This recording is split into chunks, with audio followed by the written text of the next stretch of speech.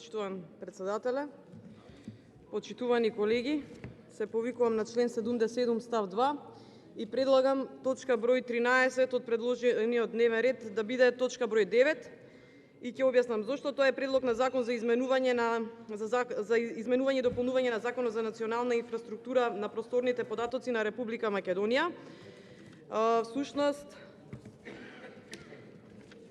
тој закон од исклучителна важност за секојдневниот живот на граѓаните и за економските и безбедносните текови секаде каде што може да се користат нивните податоци, да ја убрзаме една постапка и процес кој што го стагниравте и е на 0% реализација, тоа е дигитализацијата, односно просторните податоци на граѓаните и нивната достапност во секојдневниот живот на граѓаните и потребата сите податоци да се наоѓаат во националната структура на просторни податоци, така да со овој закон во кој што и се увидува разлики од другите држави каде уназадуваме, јас би дала потенцирам да биде понапред за да може да почнат реформите. И инаку ве анализирам 2 дена како се однесувате како одговорно мнозинство.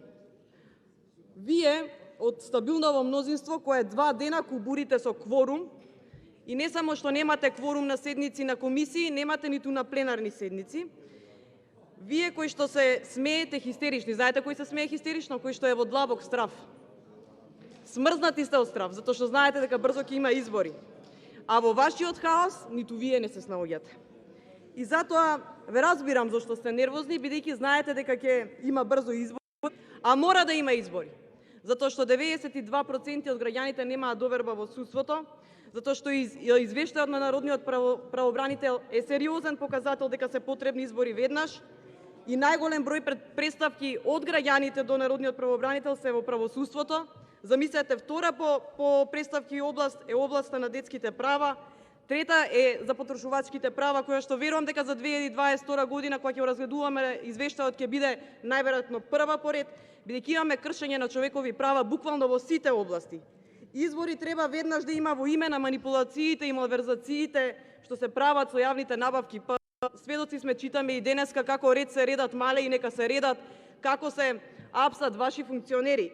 Избори мора веднаш да има за одговор на овие сите криминали и скандали кои што ги имате од првиот ден во 2017 година како стапнавте на власт.